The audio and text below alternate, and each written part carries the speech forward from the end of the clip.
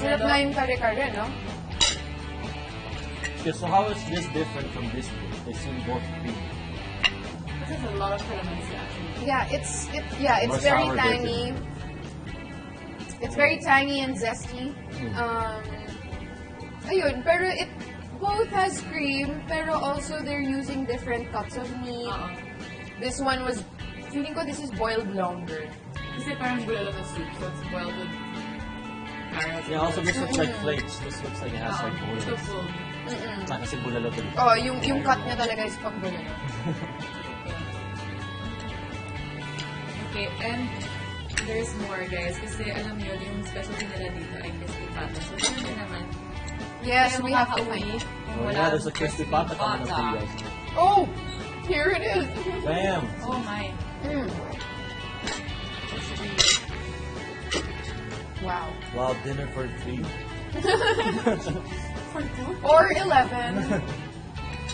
Ilan tayo? 3 or 30? Well, you just gotta try the crispy pata. Yeah, I'm definitely gonna go for Get the it. crunchy part. I mean, yung specialty yan. Ako, I'll just use my hands, guys. Yeah. Oh my God. How is it? Wala ba eh. Crispy? Crispy. Kalain mo yun. Really good. Oh. Okay.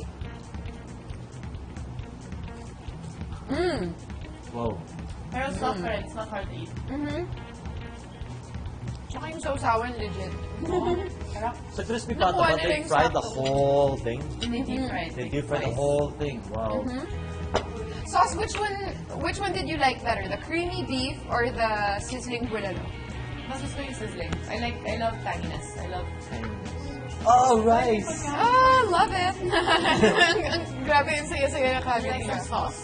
Would you like some Rice? peanut sauce? Yes, please. I'd like some peanut You sauce. want some rice sauce? I should not put some tribes in there. Be very careful. Thank you. There? Yeah, good Heart? one. Banana heart Yeah, banana heart. and veggies. Thank you. We're good. Unless you want Thank you rice. for the sauce. Sauce? Thank you. You don't want rice? No? Still making up for Christmas season? Forever making up for all our sins. I really, really love the creamy beef. I'm so into it. Parang it reminds me of, it's like a Pinoy version of like, beef stew or veal blanket. Max, veal blanket? Veal blanket. Veal? Okay. Okay.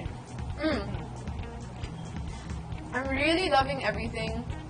There's like some very rich, flavorful things, and then some of them naman are very simple, traditional, not too saucy.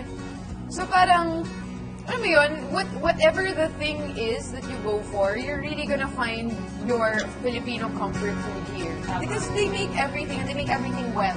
So para sa akin, talagang TNT ito. Try nito!